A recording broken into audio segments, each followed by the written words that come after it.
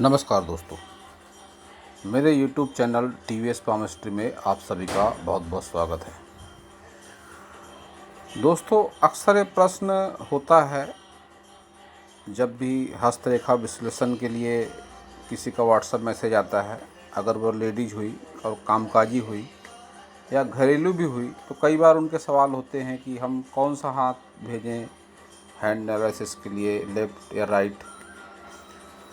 तो दोस्तों, इस सवाल का जवाब मैं आज आपको देने का प्रयास करता हूं कि स्त्रियों का कौन सा हाथ देखना उचित होता है। अगर स्त्री घरेलू है तो उसका लेफ़्ट हैंड ही देखना उचित होता है।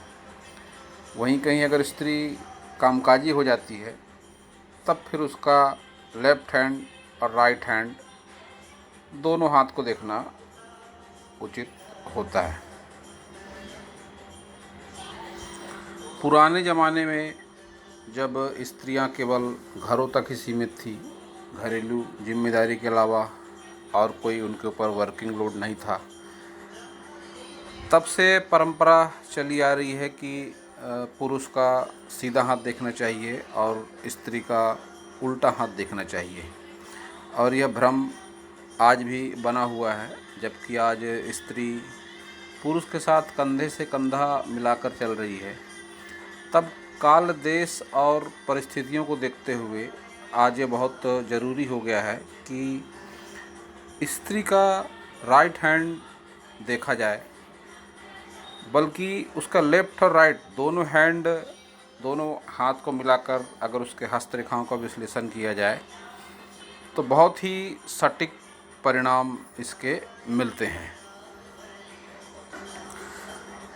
जब स्त्री कामकाजी हो जाती है तब ऐसा देखा गया है कि उसके जीवन रेखा, मस्तिष्क रेखा और हृदय रेखा, भाग्य रेखा, इसमें भी उसके कर्मों के हिसाब से बदलाव आता है।